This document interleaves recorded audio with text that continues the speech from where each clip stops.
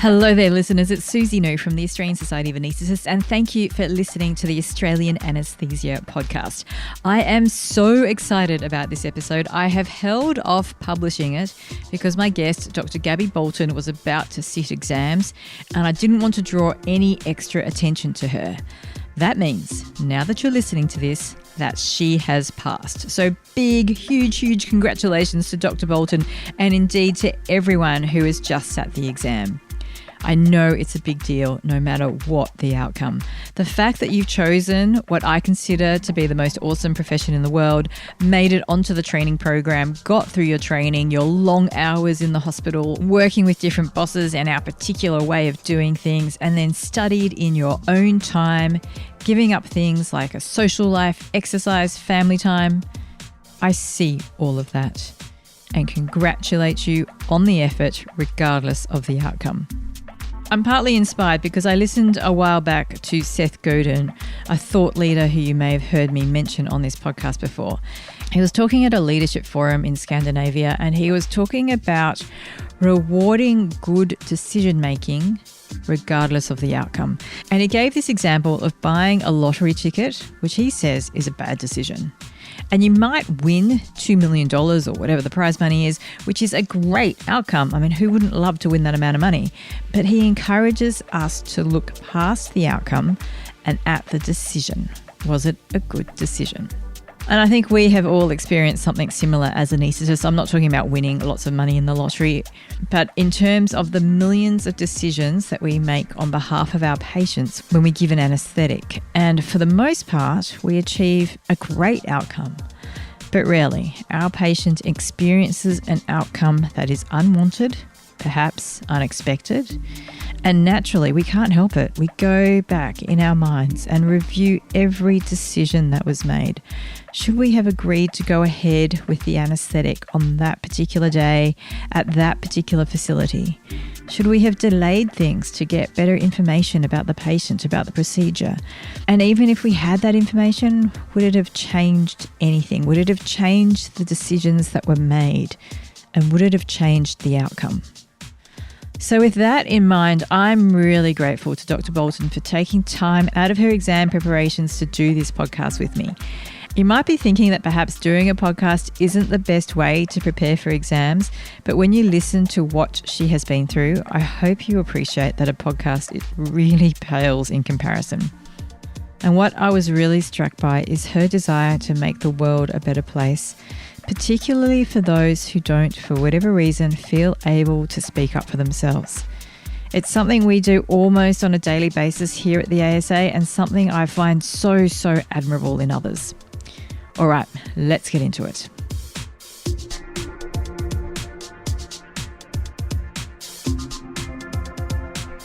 Thank you for giving up some time, a lot of time this afternoon. Okay. We're talking about your incredible work with ASMOF that unfolded over the last 6 years. It all started back in 2020, wasn't it? Yes, early 2020. Yeah, what stage of your career were you at then? Just my second year out of university. I was a critical care resident at Peninsula Health. I was also the newly elected HMO Society President for the junior staff at Peninsula. Congratulations. Thank you. Feels like a lifetime ago. We were about to start a pandemic that none of us had really seen of our generation. All of this sort of stemmed over the refusal to pay a uniform allowance to staff to supply their own scrubs. For us at the time, it was $8.87 a week per junior doctor. So we're not talking megabucks here? We're not, no. Certainly not the money that's talked about now that the class action is over, because the hospital couldn't supply enough for all the junior medical staff outside of sort of the theatre environment.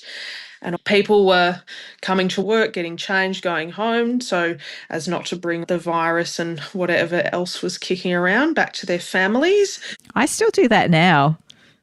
I bought ASA scrubs and it's just great, partly because hospitals are dirty places, but then I don't have to think about what to wear. Yeah, Hospitals are not clean places. They are cesspits of disease. I don't think people realise that. That's where all the sick people go there. Exactly. Where do sick people go? A hospital. So we were having all these meetings, and I was in these meetings as the representatives of the junior medical staff, and all the decision makers that usually have offices there were working from home. Away from the germs. Exactly. And I think they went round every single loophole they could to get out of paying something that wouldn't cover even a half a pair of scrubs to people to protect their families. For the years prior to, they never had to. People always wear their best suits and all their casual office wear to work, and had been done for a long time. We don't have to wear uniforms, but almost became mandatory for our own protection and for the protection of other people to do that. And they made it very clear from their glass houses that they didn't think that was a reasonable request from us. And then it compounded as well. You're getting people's leave cancelled. You're getting people that normally would come to work unwell, having sort of the two blue lines to pop up on their RAT test saying, well, you can't go to work, because we would always go to work with a virus unless we were dead and couldn't get out of bed. Exactly. You never took a day of sick leave as a junior doctor. It just wasn't the done thing. No, absolutely not. And now you've got people that can't be covered and people doing the jobs of 2 or 3 people. So I was getting messages from people all the time with then their leave cancelled, they're doing the job of 3 people, but they don't want to put their name to it because it's too detrimental for their career. The people that are making decisions about their references and whether they pass rotations are the ones that are going to get annoyed if they buck the system. For sure. And the nurses or other staff members get paid that uniform allowance? I believe so, from talking to my nursing colleagues at the time.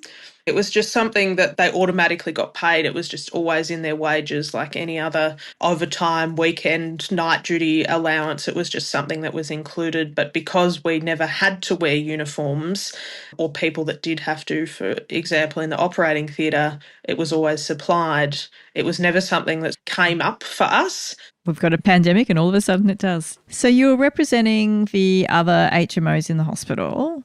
Yes. And then how did that lead to the class action? So I think around that sort of February, March, when everything was kicking off, the AMA in Victoria had sent out a survey of some description. I can't even remember what it was now, so long ago, but there was a little box right at the bottom, I remember, that said, tick this box if you would be happy for us to contact you about your survey results or whatever. And I thought, yeah, whatever, I've got a lot to vent about. I guess if you want to call me and talk about it, I'm more than happy to do that. And then I forgot about it. A few weeks later, got a call from Hayden Stephens, who is of Hayden Stephens and Associates, one of the major law firms involved in this class action. And he raised what they were doing with ASMOF, that they were getting around this class action for the unpayment of unrostered overtime for junior doctors, and would I be willing to be a part of that? He did warn me quite heavily that he wasn't expecting an answer straight away and that I wasn't completely risk-free, that it wouldn't impact my career. Probably more to the negative than the positive was the expectation at that point, but that they needed representatives from each of the hospitals, and that he thought that I might be someone that would be good for that and somebody willing to do that. But certainly there was not a whole lot of pressure because the price it could cost if we had a crystal ball, which we didn't know how bad that would be. So that's a really interesting moment because he's spelled out that there's likely to be more negative consequences than positive. So what was going through your mind at the time in terms of helping you decide whether to be involved or even to be the lead applicant? Yeah, so at the stage I was not a protected trainee of anybody's college. I certainly knew applications were coming up. I think maybe anaesthetics was one of the better specialties that might look not as negatively on this. And so I was hopeful that that would turn out to be true. There was also a big push from the legal side of things that if I did do it, they would do their absolute best until if and when it went to trial to suppress my name. Apart from all the court documents would have to have it, but that would not be ever made common knowledge. I didn't speak to many people, just very trusted colleagues and friends and family outside of medicine. It's certainly something I didn't talk about openly. So I think that helped. They certainly had a thought that they had a very good argument, which has turned out that they did, that negotiations and mediation would be as far as this went, and that the likelihood of actually going to trial was probably not that high, but mediation failed. It went over months and months and months, probably even over 12 months. And it just was very clear that that was not going to reach a resolution and it was going to go to trial. And by that point, I had gotten on to training. I was an introductory trainee when they rang me in February of March and said, "Hey, the trial's in June. How does that work for you?" And I said, "That's not great, actually, because my exam is in about 6 weeks after that. But you're going to subpoena me, so there's not much I have to say about this, I guess." I wanted to dive into that a bit further, if I could, just to clarify a few things. So you got the phone call early 2020, and from what I understand, it went to court in March 2024. So the actual trial was in 2022, in June or July, and then there's been further court hearings since. So there was an appeal by Peninsula Health. And then the most recent was the final settlement calculation of costs and things like that. The first time it went to trial was in June of 2022. So phone call early 2020 goes to trial 2022. Yeah, so about 3 years before. So 3 years. And in that 3 years, you've progressed in your career, which is great. And you've gone from being an RMO or an HMO and you've got a training position. Yes. Which is a busy time, a lot of things to learn, a lot of jobs to apply for, very competitive. So whilst you're also handling all of that, you're, I assume, helping to prepare the lawyers. What was happening on that side of things? I mean, it self-selects for the specialty. We're a lot of control freaks. We have all our colour coding and lined up everything with our vials and our drugs. I run my day-to-day life like that. I have my Google Calendar in all its colour coding, all my shifts, all my overtime, all my everything has always been in there. And at the time, they were only looking at about 2 years of my working life. So I basically had to go back through my work from my first day of internship with a fine-tooth comb, what my rosters were, what my pay slips were, when I worked overtime, was it paid, was it unpaid, who all my colleagues were. I had to basically supply a dossier of my working life for 2 years to them. That's insane. That's incredible that you even had those records to begin with. I think Hayden found out pretty early on that he was like, "I think this might be the kind of person you are and that might make our life easy." So I basically have folders of all of this stuff. So I sent contracts. I sent all our EBAs, I sent all our orientation documents, all of my pay slips, all of my timesheets. I had to go back for years to whole WhatsApp chats with teams and screenshot all of it and make huge documents full of everything that had happened, who they were, supply all the contact details for all these people. And so at some points, they were the people I was speaking to most. I'd come home from work and even at 8:30, 9 o'clock at night, I'd be on the phone to them. They subpoenaed all my car parking records. They wanted to know what time I started work, what time I probably got into car park. All of this information, really minutiae details. And you weren't just working as a regular resident then. This is the pandemic as well. Yeah, correct. Yeah, and I'm trying to do well at my job so I can get references to apply for jobs. And then I was looking at buying a house at the same time. Of course, because life happens. Yes, there was never a week where I didn't spend several hours combing through something to send them a new Google Drive full of documents that in the end, with everything that they had, there were just big binders, tens of these big binders just full of paperwork for their evidence. So they're taking all this evidence, they're preparing it into their legal case, and meanwhile they're meeting with your employers and trying to have mediation. Correct. Are they also representing other doctors at this point? Yeah, so certainly at that time they were looking to basically cover all of the other health services in Victoria. So they were approaching lead applicants for other health services. At a few points in time, I was given phone numbers to speak to people that were considering doing it, and they were like, they want to speak to someone who's doing it to see. So you're like a mentor for other people, yeah. They were like, maybe you should talk to them and they can work out whether they think it's a good choice for them or not. So, yes, I was doing all of that. And then at some point, they said, well, this will be, if and when we go to trial, Peninsula's will be the first because it's the one we have the most information on. It's the one we started working on first. So, this is going to be it. Or the answer to whether all the others go to trial or end in successful mediation, settlement, it depends on this case, which was like a lot. Did you feel the burden of pressure when you heard that? Yeah, I think in some ways, yes. I obviously had other things going on. I just started my ANSCA training. I was studying for my primary. Also, these law firms have done class actions before. They're experts in this. And so I got to the point of just being a bit of a yes man, of them saying, we'd recommend this, but we need your instruction for it. And I'd be just like, you know what you're talking about. I got a job. I know what I'm talking about. I trust that you've done this before. This is not your first rodeo. And I'm not going to pretend that I know what's the better choice in this.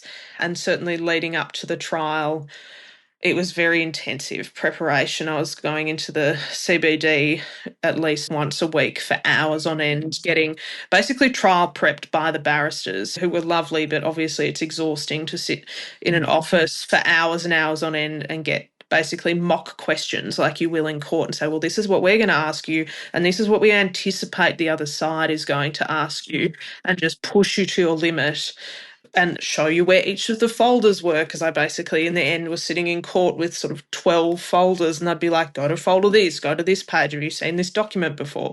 What do you make of it? That's like Viva practice on steroids. That sounds so intense. Yeah, so I'd be sitting in the offices waiting for the meetings, doing practice SAQs and getting interrupted all the time. I was trying to fit everything in, but I think in the end it was all a bit much. As you were applying for jobs, obviously Frankston has some training jobs.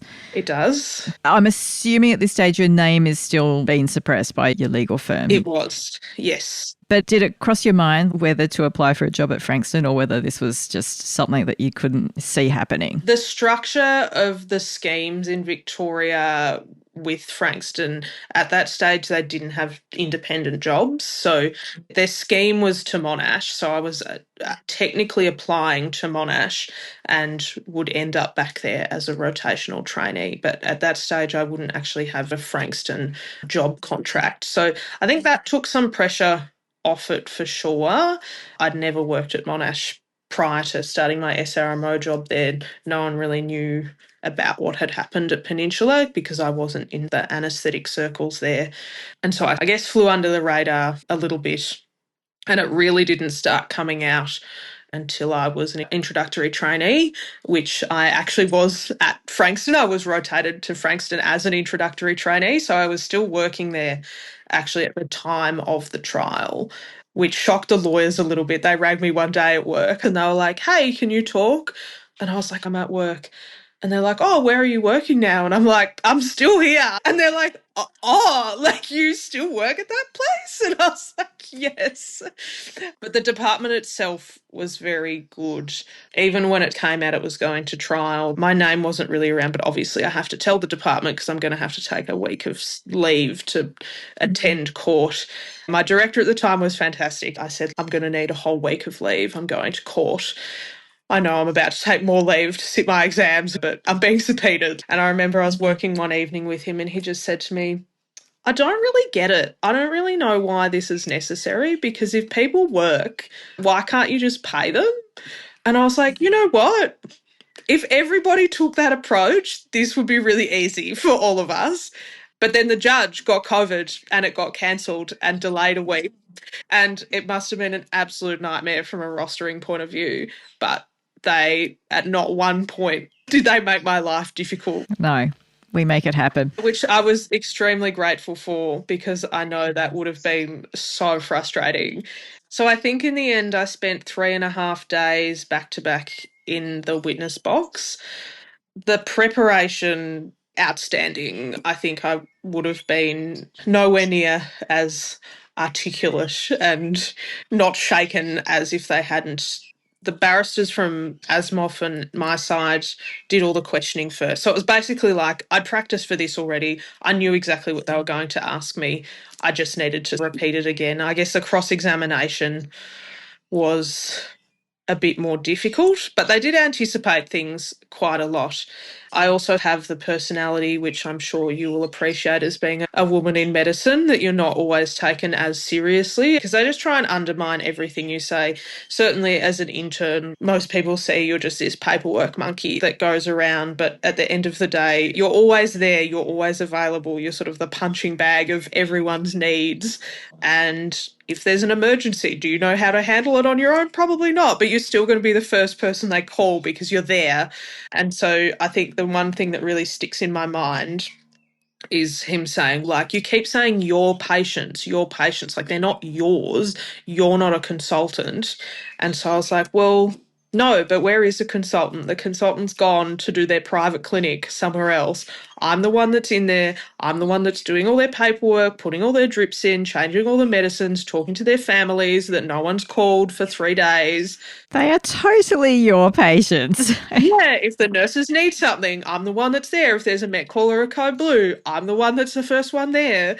Am I making all the final decisions for these people? Absolutely not. But I'm also the most accessible, and I'm probably the one that everyone knows their name because I'm always around. How dare you say they're not mine? Good. Let them know. They actually live streamed it, and my mum that day, she was like, you just looked bored by this guy telling you that you don't know what you're doing. And I think there was probably certainly a degree of exhaustion by the end of it. It started with you being HMO Society President at Frankston. You've got 3.5 days in the witness box where you're being grilled and cross-examined. Yeah.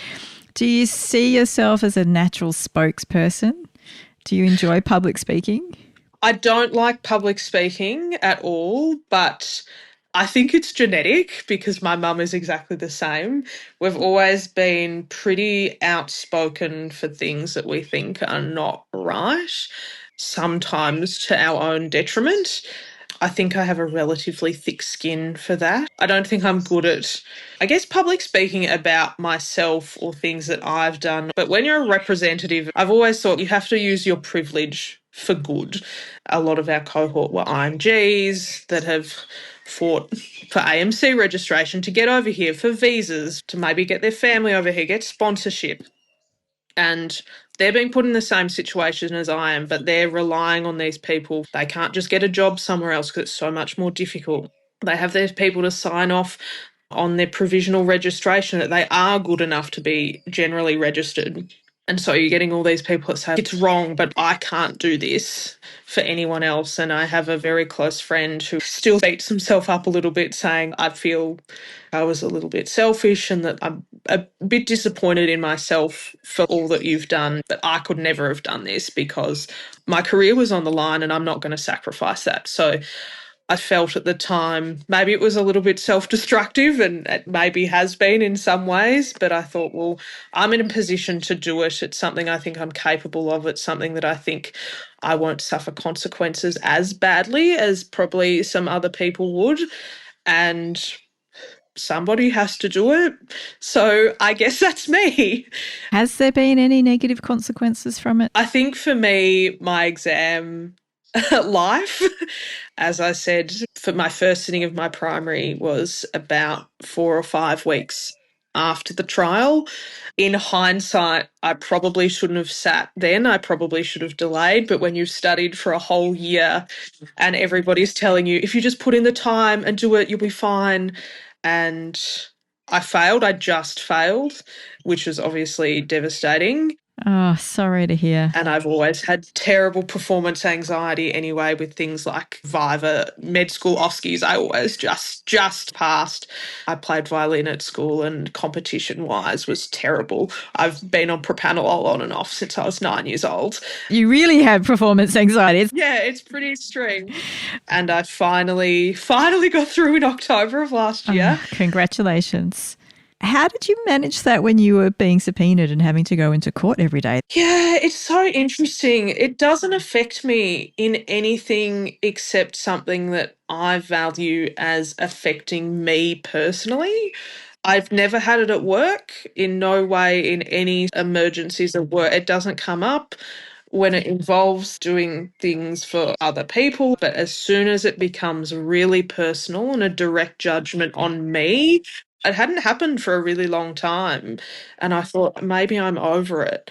And I guess nothing was as high stakes as that was for a really long time, in my own view, for my own self. And I think it's really difficult because we end up in this specialty with other high achievers, and you get this very skewed view of what it is to be not as good as everyone else. So you fail, and then people start coming out of the woodwork then that have also failed their exam. It's more common than you think. Yeah, you work with all these people and they all sail to their exams, all good. And then you don't. And you're like, oh my goodness, I'm a failure. I don't belong here. Why did they hire me? And then one comes out and then another one comes out. And then next thing you've got heaps of them. But I think in some ways that's good. And I think we should talk about that more. And I certainly think now that that part is over, it might be helpful in the future for trainees that go through that to have someone to talk to that knows how awful it is. Within my own department, I was very grateful. One of my mentors and one of the wellbeing consultants also sat their primary 4 times. But there's still something that when you're not over that hurdle yet, that you're still like, they say you'll get there, they'll say whatever, but then you always have this thing at the back of your head of, well, I put in the hours and I wasn't good enough. And they always say your first sitting's your best go and your chances diminish after that. That's really not reassuring. No, this really negative thing. And then you have all these people that are like, oh, no, but it'll be fine. And I think the only person that ever said, I'm never going to give you any guarantees because I don't have it, is Craig Noonan. And he was like, no, I'm not going to tell you that it will be all okay. And in some ways that was actually reassuring because you're not trying to give me this delusional hope. You're actively giving me a normal perspective and you're going to say, well, I'm going to help you, I'm going to support you through it. But at the end of the day, I don't have a crystal ball to say you'll be fine and you'll get there. Everyone was so well-meaning in that. But also it's not that helpful when you're, oh, I don't know that. Yeah, it's really interesting. I did a podcast ages ago. I presented at a wellbeing special interest group meeting along with another colleague about not getting through your exam. We wrote a guideline actually for people. And it's interesting because I brought that up. It was really mixed opinion. So some people were like, no, some trainees just wanted to know it was possible to get through. They just needed some hope. And other trainees were saying what you were saying, that no, I just needed some realism. I just wanted to know, look, I'll have a go. There's no crystal ball. I'll either get through or I won't.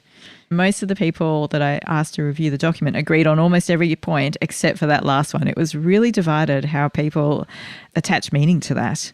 Yeah, it's an individual journey that you have to go through. And in some ways you are alone the whole time because no one else can ever show up and sit that exam for you. Certainly now that I'm preparing to sit my fellowship, that feeling is creeping back again. Oh, I'm sorry to hear that. And I'm doing my best to keep on top of it. But we'll see what the future has in store. I find it so fascinating that you were okay in the witness box. I went through med school and I thought if I am a doctor and I never speak to a journalist or a lawyer, I think I'll look back on my career as being very successful. The idea for me sitting in a courtroom for days on end being cross-examined is truly terrifying. But it's interesting that it's about the values, not about the actual act for you. And I think because I knew at the end of the day whether it was successful or not, what I was owed as an individual was the realm of $6,000 to $8,000, which in the scheme of our careers is nothing. And so I guess I didn't really have much to lose either way from that process on itself. Obviously the effects outside of that, but I was like, nothing happens. I don't have to pay all the lawyers' fees. I don't lose tens of thousands of wages. I'm just the little figurehead that they've put up here, and it won't really affect my bank account either way. But then obviously filing your exams, it affects you emotionally, but it also does affect your bank account quite significantly. That's so true. And there was a fair bit of media once your name was released. Yes. Did you find that similar? Is it more like being in the courtroom or more like being in the exam room? It's a bit of a rinse and repeat. So you usually know what you're going to be asked. Why did you do it? Where are you working now? Are you surprised by the result? There's media trainers, they tell you what to say. They basically write you scripts of things to say. So I think in that way it was easy A lot of it was just via phone. Some of it was pre-recorded. Certainly live radio or TV, you're much more on edge because you want to sound somewhat intelligent, be able to actually string a sentence together without stumbling. But they are so short, and at the end of the day, who's going to watch it? No one's going on YouTube to look at the reruns of that and to laugh at you. It's just a snippet in time. So in regard to, I guess, the impact on me directly, it didn't really have any. Would I have rather avoid doing it altogether? Yeah, probably, but I guess it was part of the process. At no point did I have to do any of it, but I thought, I've come this far, I've done this much. If it's just going to get it a bit more circulated, I guess this is just the sort of add-on bit at the end that I'm going to have to do to give it a bit more weight. This is a lot of what we do in the ASA. We represent people who, for whatever reason, don't want to speak up on their own. There's media involved, there's legal opinion. I know you're thinking about getting through exams and training, and that is definitely your priority right now. But do you think something in medical politics in the future is something you're going to be interested in? Yeah, you're right. I haven't really thought about it yet. There's certainly different things that I've thought about, whether it's more close to home. I think we are here for our purpose, which is to look after this patient or this trainee or whatever. And I'm not just going to do what's popular, but whether I will stumble into it like I stumbled into this, it usually finds me. So I'm not going to rule it out in the future. Fair enough. I think you'll be fantastic in the wellbeing space, in the supervisor of training space, advocating for trainees, and in the medico-political scene. So I wish you good luck with your career. More importantly, good luck with the exam. I hope all the study comes together. Thank you so much. Fingers crossed, yes. Hopefully one and done this time, but we'll see. But look, thank you so much for spending some time with me this morning and going through that. It's just been so interesting. You've been in such a unique position, and I really hope that that's something that will come out in your future career. So thank you. Thank you so much for having me, Susie. Well, I hope you enjoyed that conversation and feel as inspired as I did by Gaby, as well as appreciating the immense personal and professional sacrifices that she has had to bear along the way. There are many other doctors speaking up for doctors, speaking up for patient safety, and advocacy is a huge component of the work that we do here at the ASA. You can read more about some of our work in the March 2026 edition of Australian Anaesthetist. That magazine is available for anyone to read on the ASA website, and I'll put a link to it in the show notes. Over the years, I've met with many people who've been unjustly accused, have been the recipients of vexatious complaints, or who have been victimised for speaking up for safety. Sometimes the outcome is good, other times not so. So I do encourage you, if you are ever in one of those situations, to reach out to us. Sometimes just having a peer to talk to about these things, knowing that you are not going through this situation alone, sometimes that can help ease the strain. The ASA has also partnered with Doctors for Doctors, who provide 24/7 fully confidential consultations with psychologists and counsellors, if you're wanting a dedicated professional to speak with. Perhaps, though, chatting to another anaesthetist who has been down a similar path would be more where you're at. If so, we also have a network of trained peer supporters who we can put you in contact with. I discussed this in more detail in episode 115 with Dr Lanhua Lee, who's chair of the ASA's Wellbeing Advocates Committee. I started at the top of the episode discussing exams, outcomes and decisions. If you didn't make it through the exam this time, then I'm sorry that you're going through this, and I want you to know that you're not alone. I chat with Professor David Story, yes, the past president of the Australian and New Zealand College of Anaesthetists, about when he failed the exam, the primary exam, not once, but twice. We discuss how he handled that and how he ultimately got through in episode 64. Gaby and I also talked about how this all started with her being an AMA member and wanting an allowance for scrubs. I encourage all anaesthetists, all doctors actually in Australia, to be members of the AMA. I chat with a former policy manager, Nick Elmott, about some of the work that they do with regards to APRA in episode 84. They can meet with APRA and discuss things at a level that is often inaccessible to us doctors who are working on the ground. The other trigger for all of this was, as I said, the scrubs. So if you're interested in owning your own set of scrubs, we at the ASA have a deal. Discounted scrubs and free embroidering of your name and the ASA logo.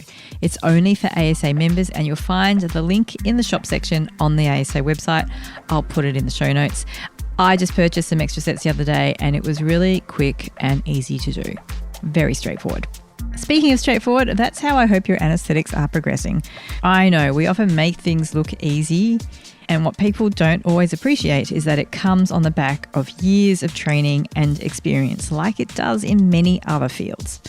So as always, I hope you and your patients are staying safe and well out there. Thank you for listening.